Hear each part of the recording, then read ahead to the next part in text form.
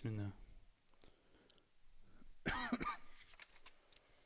Bismillah ar-Rahman ar-Rahim. Alhamdulillah wa salatu wa salam ala Rasulillah wa ala alihi wa sahbihi wa man wala. Alhamdulillah, in the past 2 months we covered the life of Al-Imam Al-A'zam, Abu Hanifa, Al-Nu'man ibn Thabit, radiyallahu an. And we covered the life of Imam Malik ibn Anas, radiyallahu an. And today we're on the life of Imam ash-Shafi'i, radiyallahu anhu, wa anhum ajma'een. Imam ash-Shafi'i was born in 150 after Hijrah, and he died in 204 after Hijrah. So he actually died quite young, comparatively, 54. He wasn't so old when he died. To study the school of Imam ash-Shafi'i is to get an idea of kind of the development of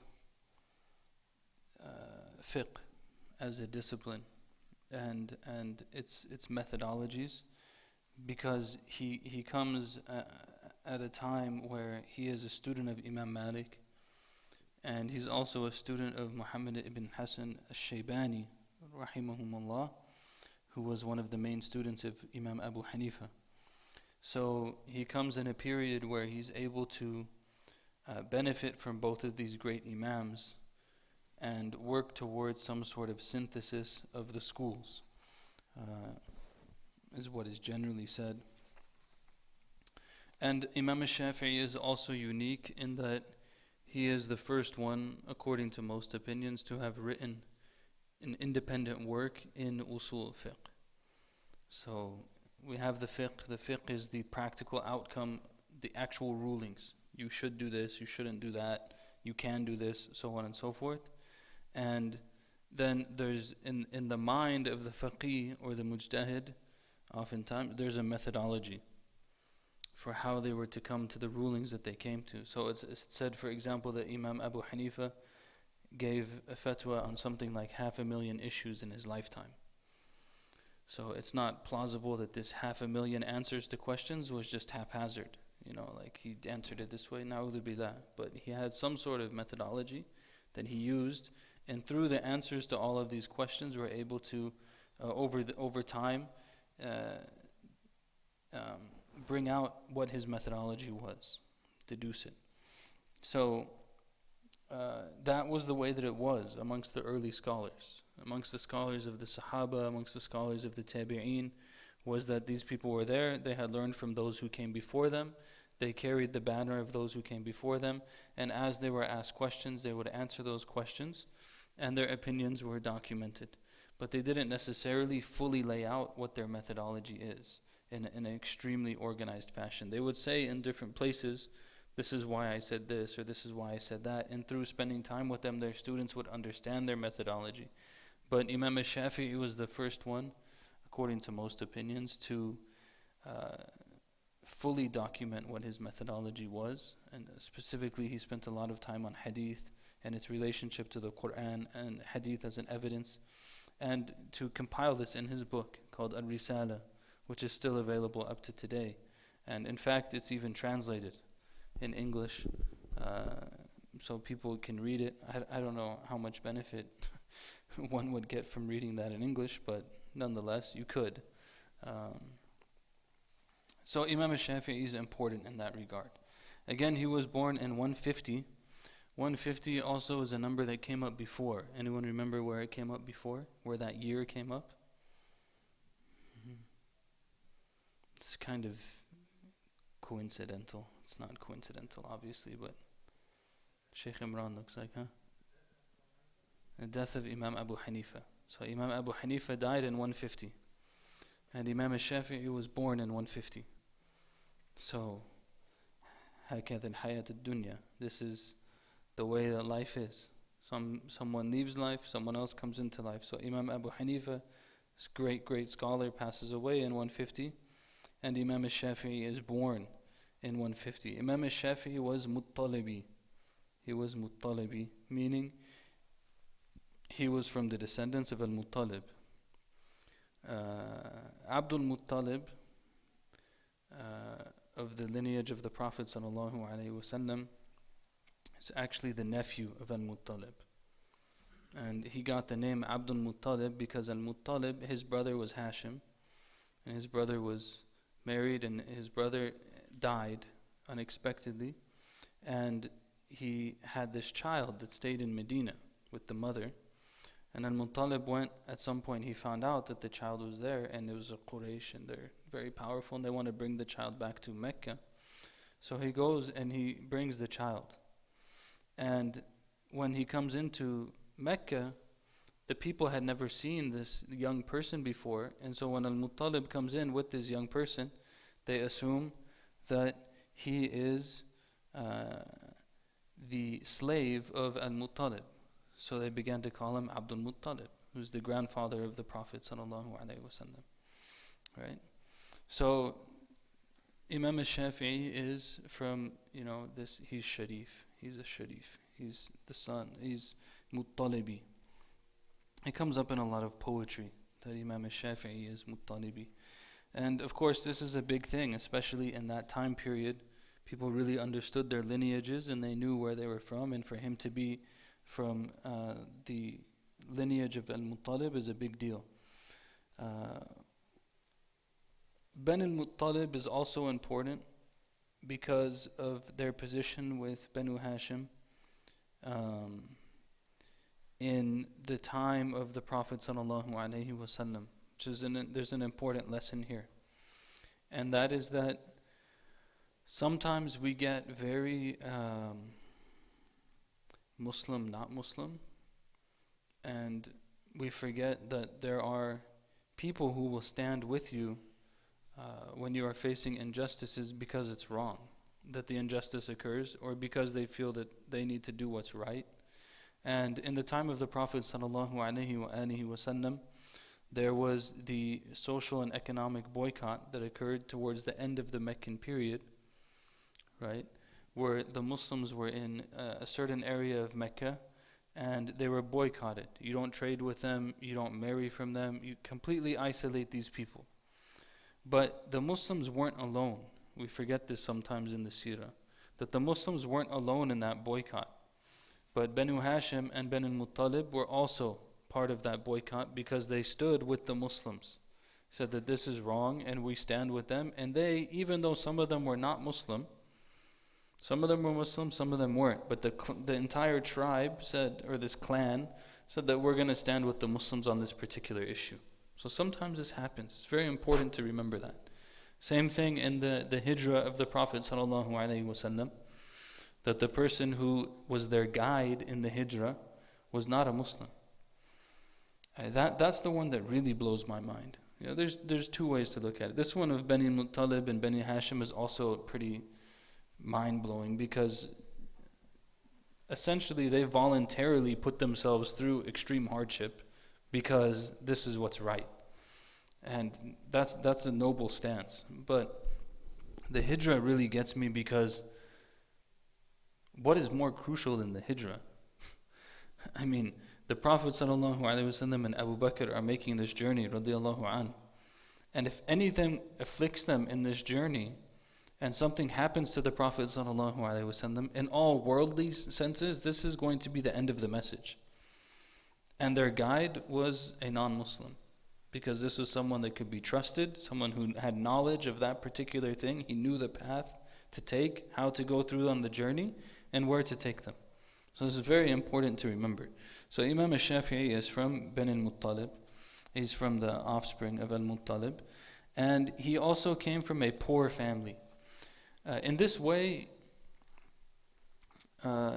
he's somewhat similar to the Prophet ﷺ in this way, in that he came from a noble lineage, but he didn't have a lot of means. He wasn't wealthy, didn't grow up wealthy. The Prophet ﷺ also didn't grow up wealthy. But they say that there's a relationship here, that basically growing up in poverty combined with noble lineage gives person a certain strong character and noble conduct. They have an experience that really refines them in a particular way. So Imam ash-Shafi'i was born actually in Gaza, in modern day Palestine, Gaza, in the year 150, as we said. And he says that he was born in Gaza in 150, and his mother took him to Mecca when he was 2 years old. And so he actually grew up with his mother as an orphan. He was an orphan as well. So in this way, he's also similar to the Prophet ﷺ. So he was an orphan, he was poor, he was with his mother. And, these things are important to reflect upon, because I think that sometimes, especially for young people who are here, we live in a culture, especially for young people now, that's very much based on complaining about the discrimination or hardships or difficulties that a person has gone through. And not that that is necessarily wrong, but it's not as focused on resilience. And what you find here is that you have people that have gone through certain difficulties, but those difficulties give them some resilience. Resilience is extremely important as a human quality, and complaining about things all the time doesn't necessarily build in the person the resilience to get through what they need to get through. And so Imam ash-Shafi'i was poor, he grew up there, he went to Mecca, and they say that these experiences that he had also gave him a level of insightfulness with other human beings, because he knew that he was from a noble background, and he knew that they didn't have a whole lot of wealth, and so it made him really observant. The way that he watches people, the way that he deals with people, the way that they deal with him, the way that he speaks, so he became a very observant person. We'll come to it later. But the firasa of Imam ash-Shafi'i was legendarily strong. His firasa, which is like his spiritual insight, you could say. But we'll talk more about firasa when we get there, inshallah. But these experiences are what helped him to have this depth of understanding and analysis. And of course, that later on is going to help him in his scholarly adventure. His scholarly venture is going to be aided by his observations and his insightfulness and so on. And he had a strong early education. It says that his primary education was the best you could have at that time, which is basically you memorize the Quran, you seek hadith, you have clear and eloquent Arabic, and you train in horsemanship. And these are the things that you do. Right? It's interesting is that this was also the education of Amir Abdul Qadir al-Jazairi, the Algerian freedom fighter. If you read his biography, it was the same things. And he's more recent. But memorize Quran, learn hadith, learn the traditional Islamic studies, and then learn also horsemanship. So Amir Abdul Qadir al-Jazairi was an amazing horseman. They used to have knowledge also of like traditional medicine and the plants and things that you find in the desert and how you can live in the desert and so on. One of the French, they said that when it comes to the ability of the Bedouins in North Africa to treat bullet wounds and these kind of things that occur in battle, they're more adept at doing that with the plants and the resources they have in the desert than we are with our medicine.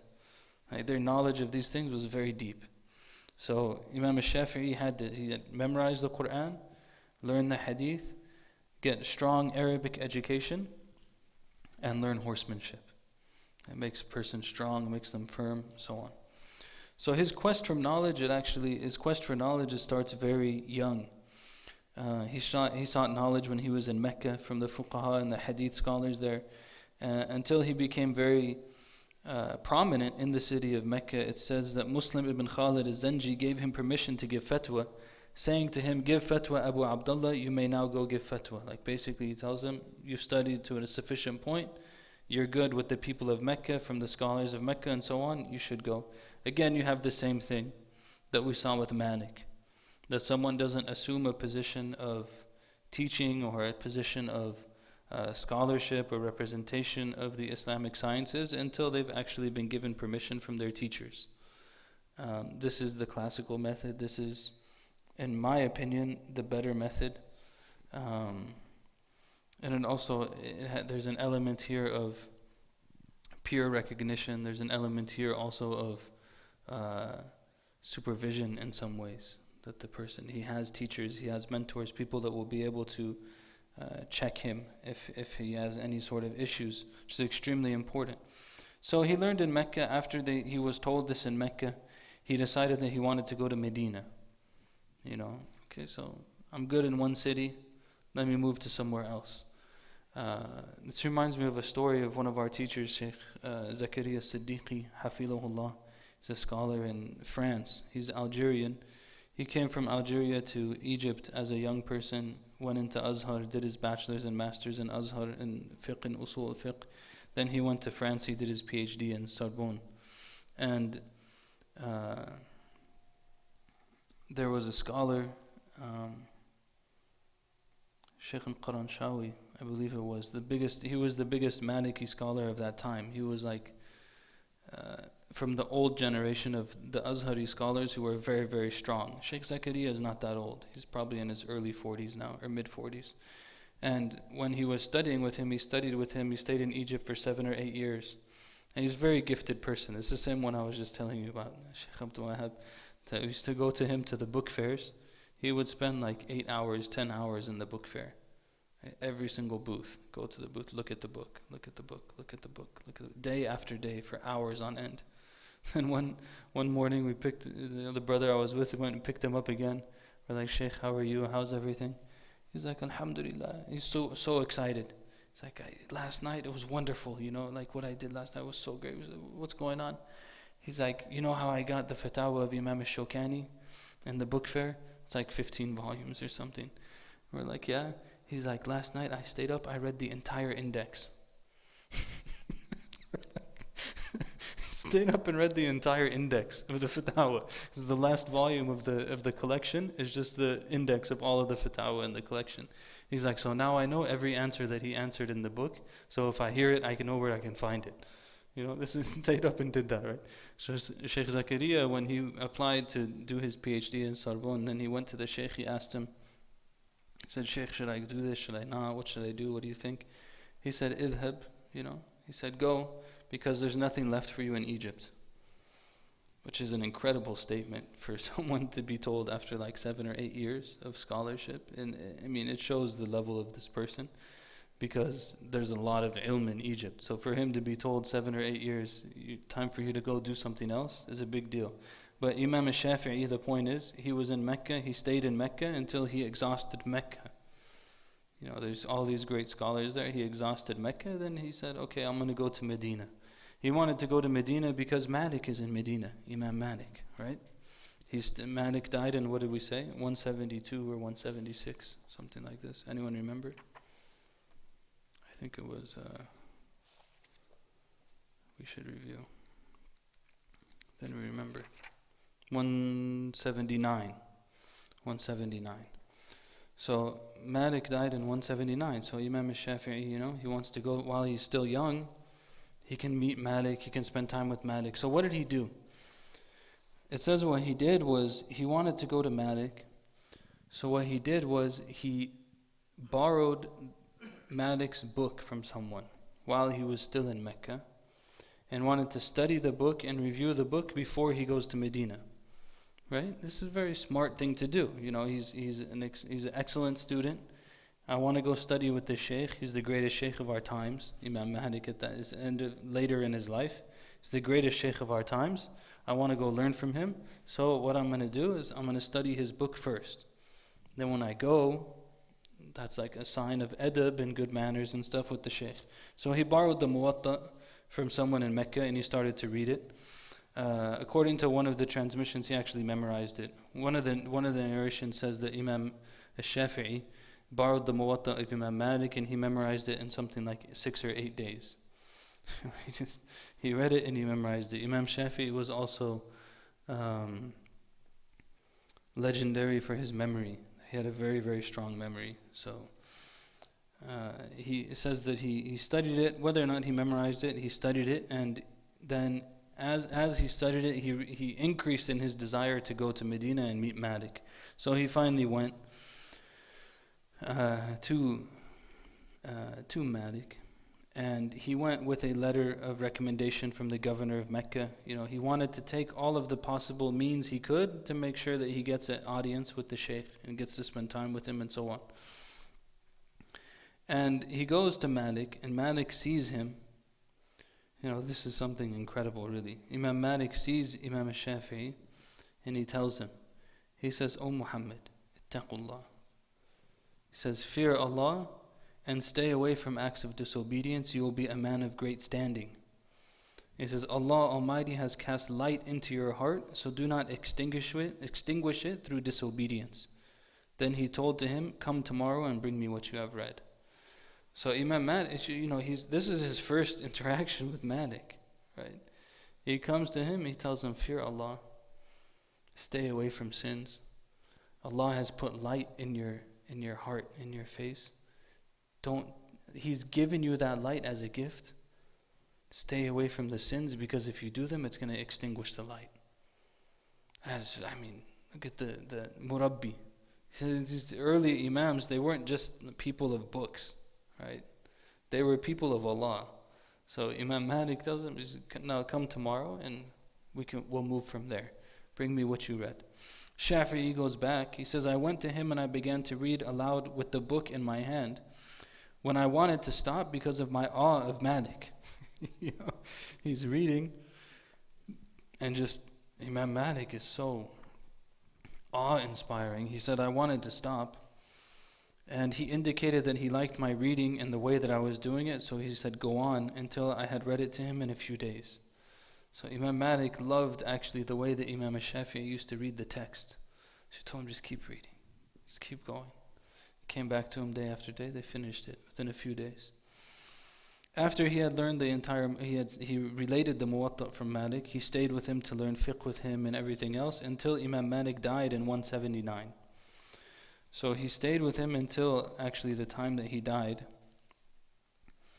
And that in itself is something that we also saw with Abu Hanifa, something that we also saw with the students of Abu Hanifa.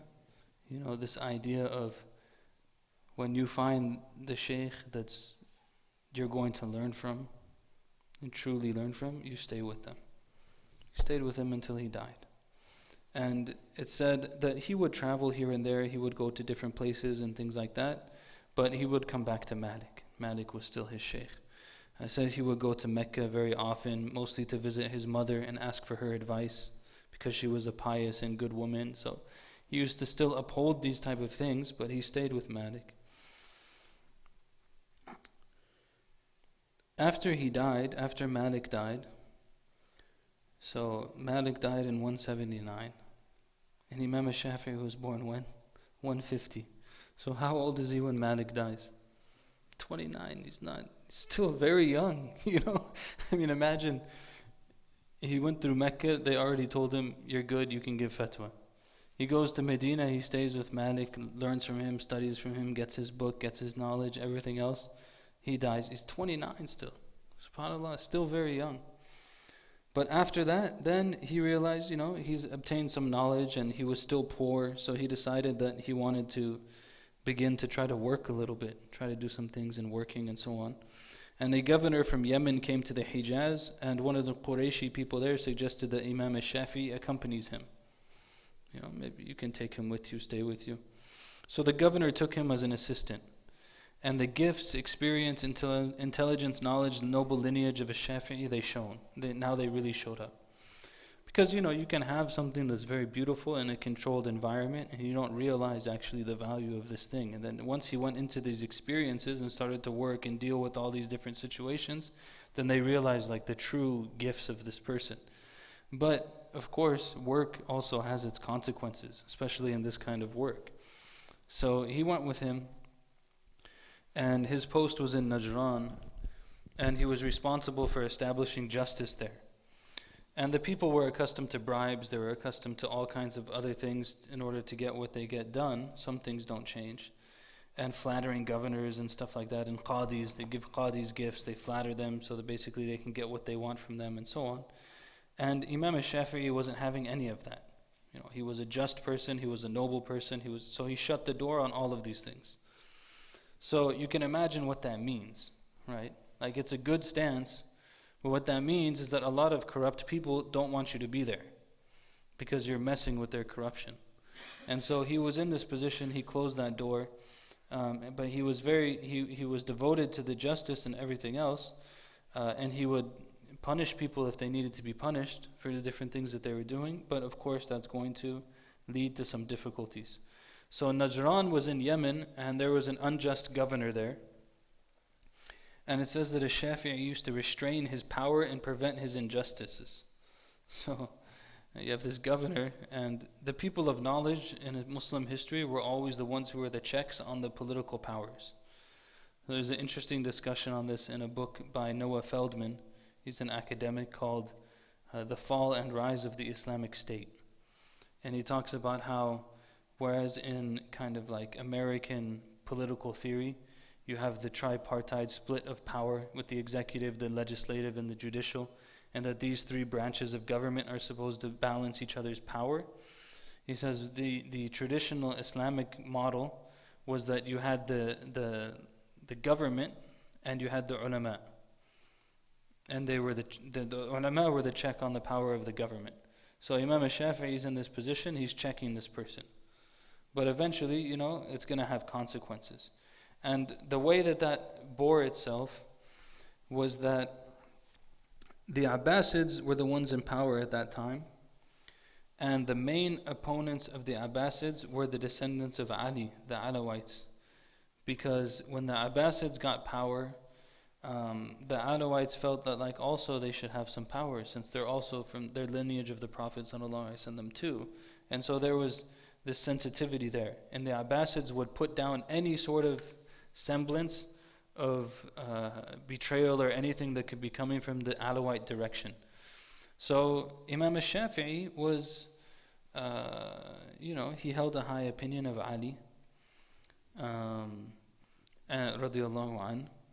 And so eventually, basically, the accusation against him was that he was an Alawite. So this was the accusation that was brought against Imam ash-Shafi'i, was going to be the big issue for him. And what the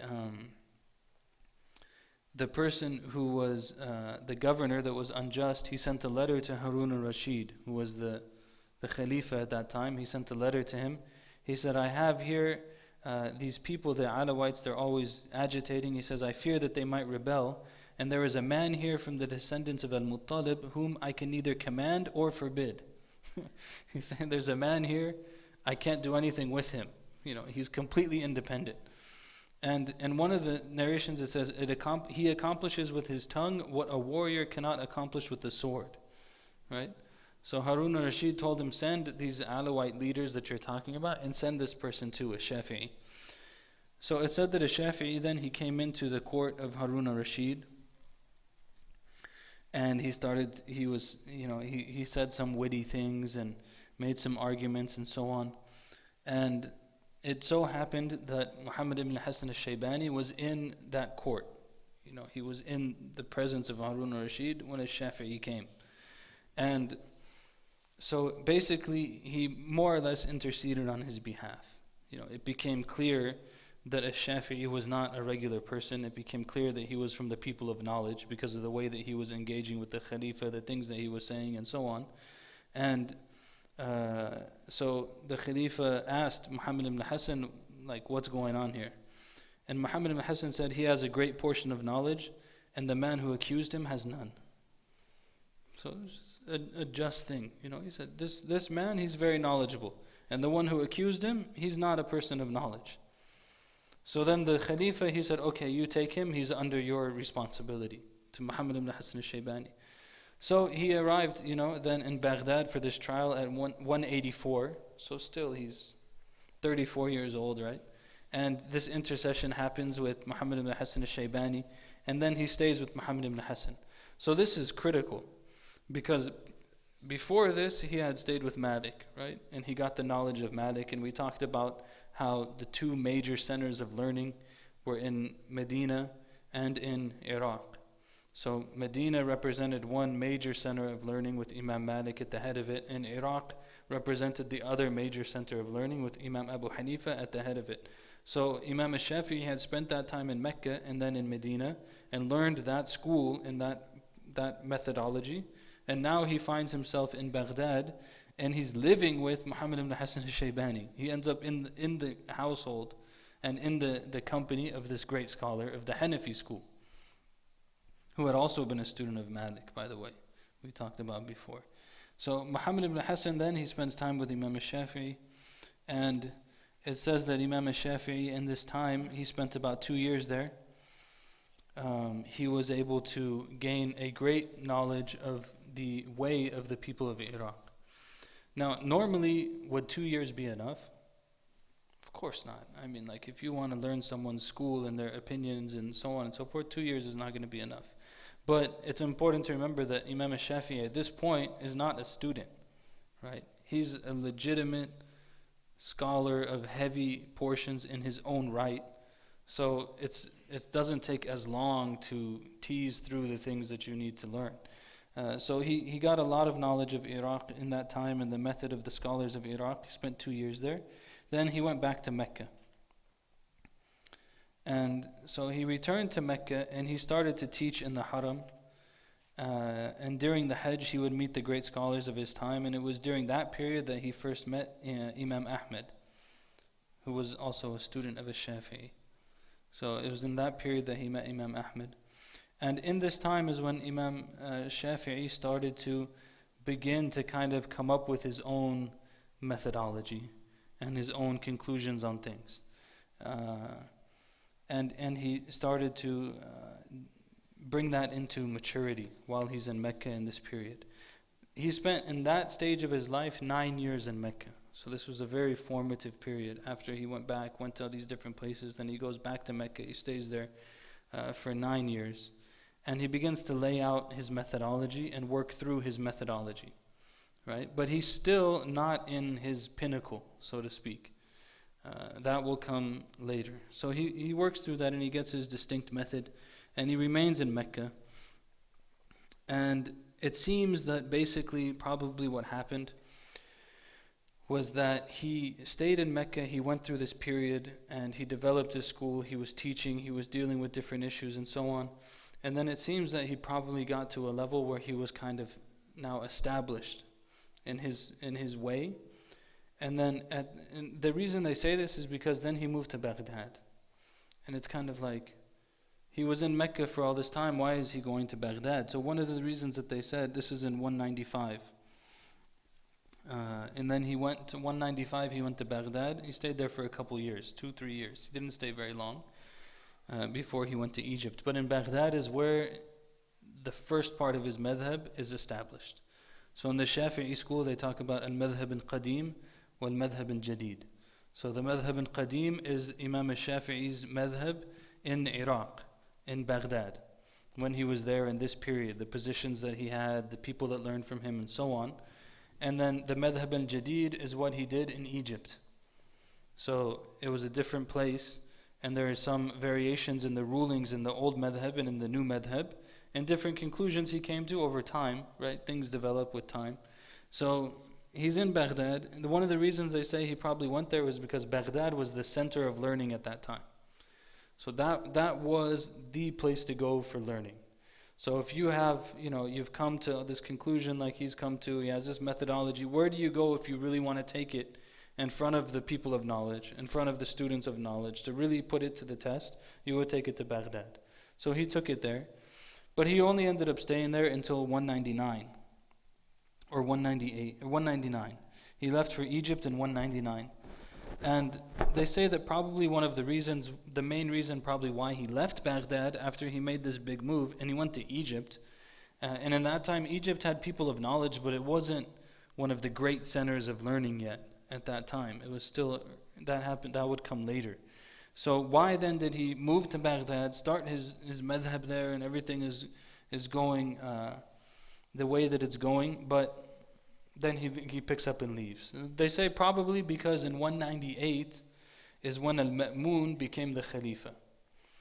So in 198 is when al-Ma'mun became the Khalifa, and al-Ma'mun is the one who started to hold the Mu'tazila close to him and began eventually this inquisition of the ulama that held the position of Ahl Sunnah that the Quran is not created and all these other issues that came up between the Mu'tazila and Ahl Sunnah. So it seems that Imam al-Shafi'i had some sort of understanding that things were not going to go well from this. And they said that that's probably because of two reasons. One of them was that al-Ma'mun actually, he had a big conflict with al-Amin, who if I remember correctly was his brother. and they battled each other. And one of them, Al-Amin's army was primarily consisted of Arabs, and Al-Ma'mun's was primarily consisted of Persian generals and stuff like that. And Ma'mun won. And it seems that probably Imam al-Shafi'i didn't feel so comfortable with that. And the second is that this issue of the Mu'tazila, this other school of thought, and how they were close to Al-Ma'mun, and probably this is going to lead to some issues down the horizon. So he moved on from there and he went to Egypt in 199, and again he died in 204, so it wasn't long. The time that his madhab was old in Baghdad was a few years. The time that the new madhab in Egypt was only a few years, 5 years. So he goes there and he dies actually on the last day of Rajab, which we're in Rajab now. So actually the death of Imam al-Shafi'i is in, the date of it is in a couple weeks. Rahimahullah ta'ala. One of the other things they say about him is that he had an immense amount of adab with his teacher, Imam Malik. Because eventually, he came to some different conclusions than Malik. And it says actually that he wrote a text that was on the positions that he differed with Malik on, but he held it for a year and didn't put it out in public because he felt that, this isn't the best way to respect my teacher. But he started to hear stories of the way that Imam Malik was being revered too much in certain areas of the Muslim lands. So he prayed istikhara and he decided to release the book. So he released the book, but he's very particular that he would always call Malik his teacher. He was always respectful with him. There's something that's here that's very intriguing, I think is important for us to reflect upon, is that Imam al-Shafi'i, he differed with Malik. And Malik was, his students were very prominent in Egypt. So when he went to Egypt, this was a problem for him. It wasn't him differing with Malik was not something that brought him ease, is my point. It didn't bring him ease. His differing with the Iraqis didn't bring him ease. So the reason I'm saying this is because sometimes the way that academics in particular talk about Muslim scholars is as if they're like, they just come up with whatever opinions are going to make life easy for them or something. And it comes out of a position of, to be very frank, absolute ignorance of the personalities and biographies of these people. Right? And so that's why I said this is interesting. Because if a Shafi'i was just saying things for his own benefit or to make things easier for him or whatever it might be, then he wouldn't have taken all these positions that caused him trouble. Right? And every single one of the Imams, you see this from them. They all took positions that caused them trouble.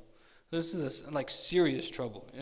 They were arrested, they were tortured, they were near death. Shafi'i was near death when he was brought in front of the Khalifa. When he went into Egypt, it caused them a lot of problems. But they held these positions because they felt that this was truly closest to what Allah wants. Right? So there's evidence of their sincerity there. So these are some of the things they say about his life. What about his kind of characters and so on? They say that Umar ibn Abdul Aziz was the Prophet sallallahu alaihi wasallam said that Allah subhanahu wa ta'ala will send every year someone who will revive the deen. يُجَدِّدُ لَهُمْ دِينَهُمْ. That someone will be sent every 100 years to revive the deen. And they said that Umar ibn Abdul Aziz radiallahu anh, the 6th righteous caliph, the 5th is Al-Hasan ibn Ali radiallahu anhum, that he was the one at the 100 years, and they say that they hope that Imam al-Shafi'i was the reviver of 200 at 200 years, because he died in 204.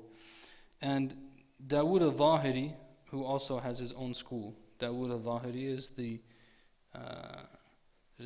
he's the Imam of the Zahiri school.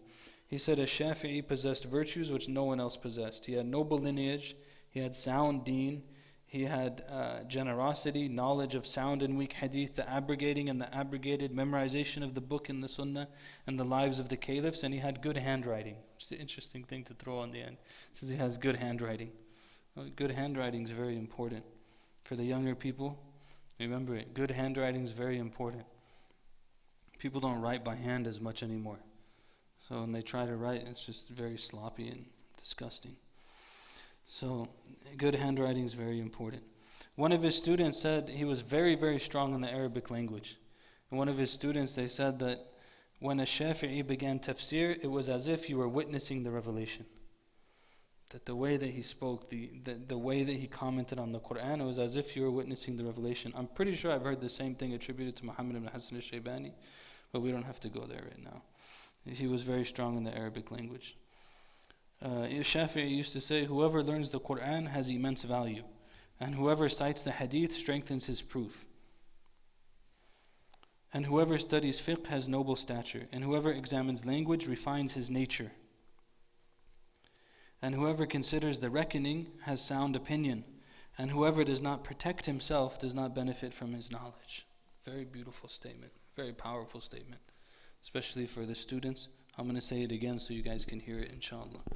Whoever learns the Quran has immense value. Whoever cites hadith strengthens his proof.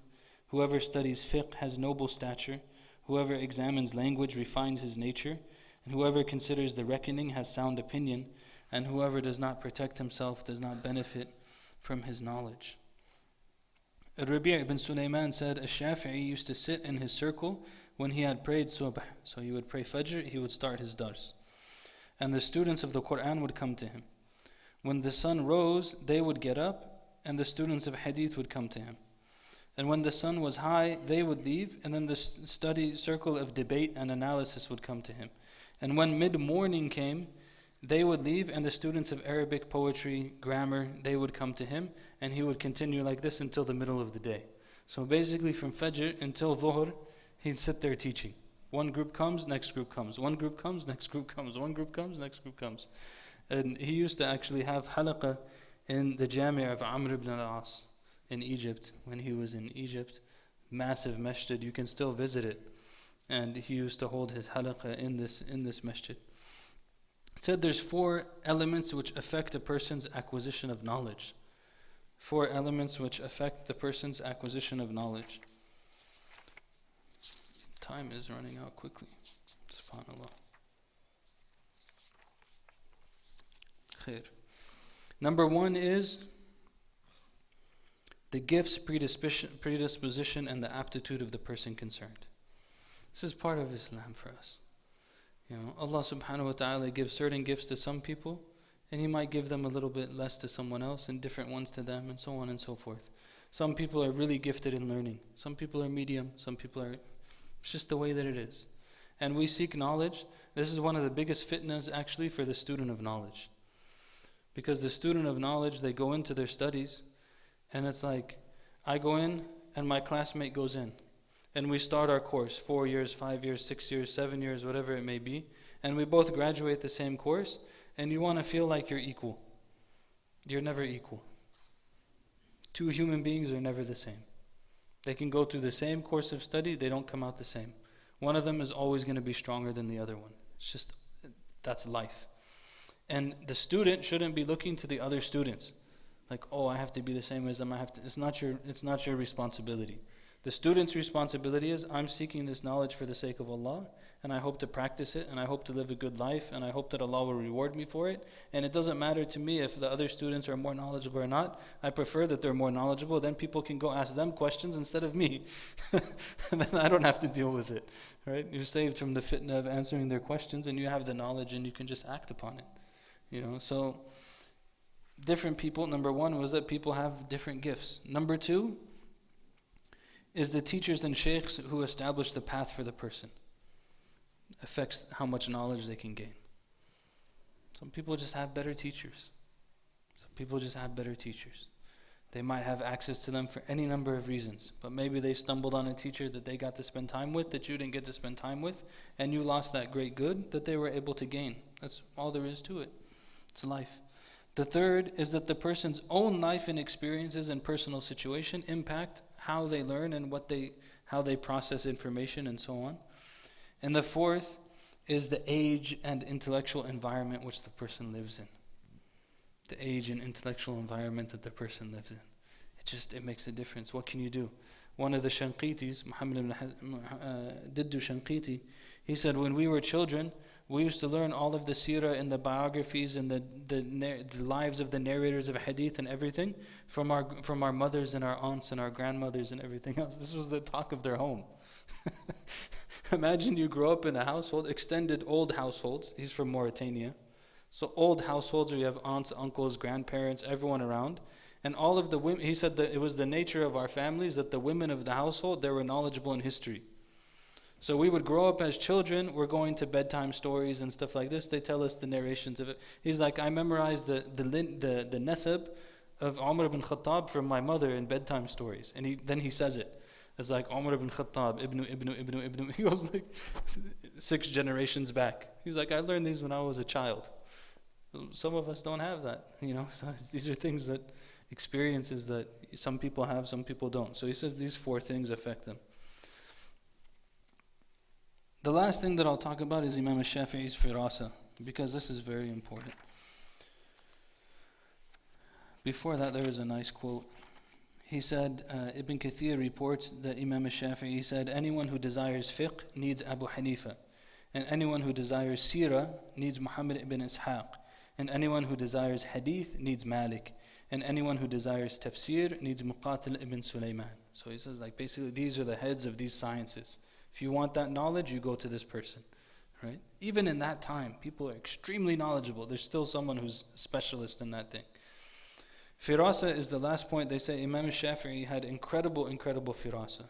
Firasa is when someone can look at someone else and understand things about them instantly. So they can look at them and they know by the way that their face looks, the way that their eyes are, the wrinkles on their head and everything else, that this person, for example, is quick to get angry.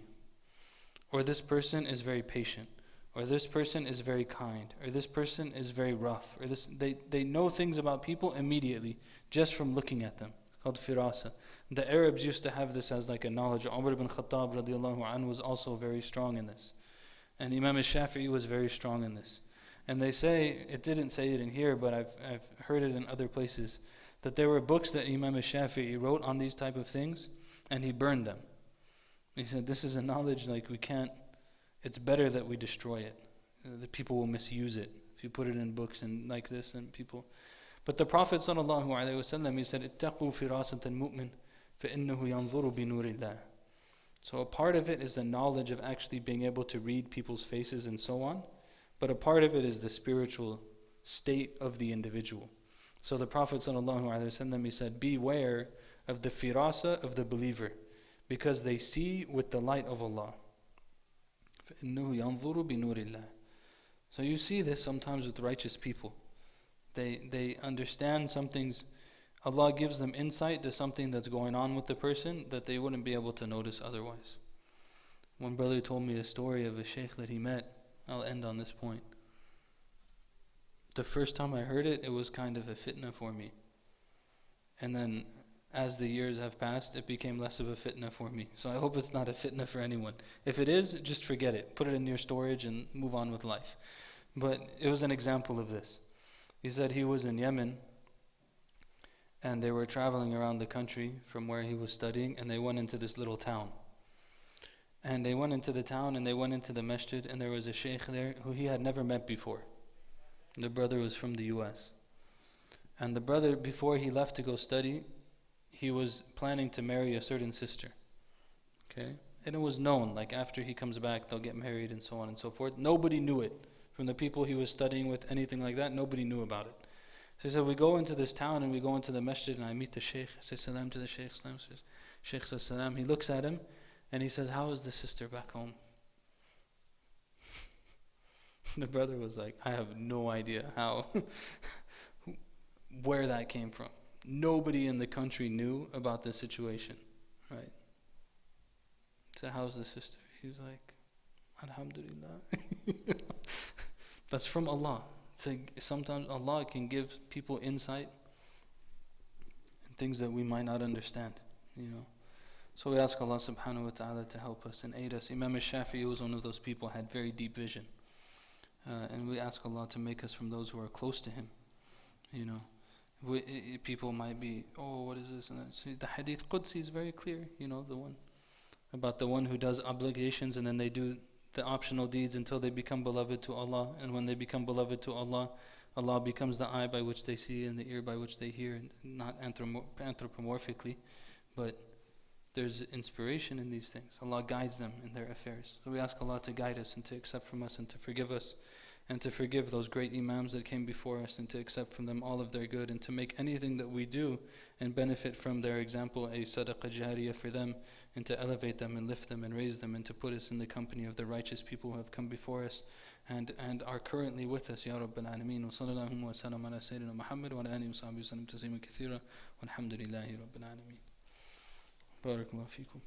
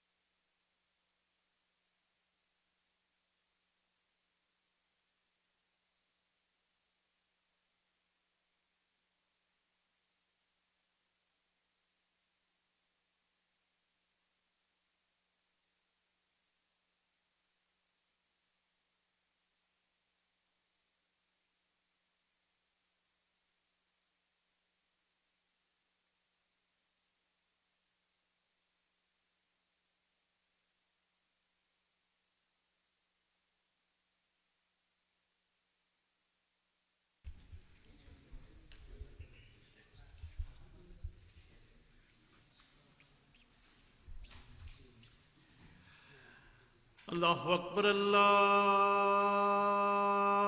Akbar, Allahu Akbar, Allahu Akbar.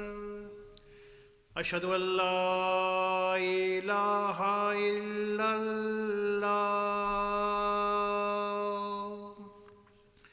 Ashhadu an la ilaha illallah.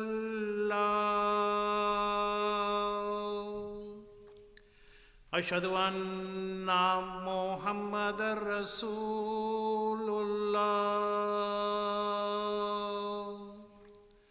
Ashhadu anna Muhammadar Rasulullah.